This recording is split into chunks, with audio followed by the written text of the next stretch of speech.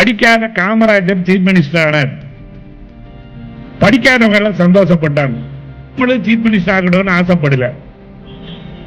வக்கீலா இருந்த ராஜகோபாலாச்சாரியார் ராஜாஜி அவர் chief minister ஆனார். எல்லா வக்கீலுமே சந்தோஷப்பட்டான். ஆசிரியரா இருந்த அண்ணாதுரை சீஃப் மினிஸ்டர் ஆனார்.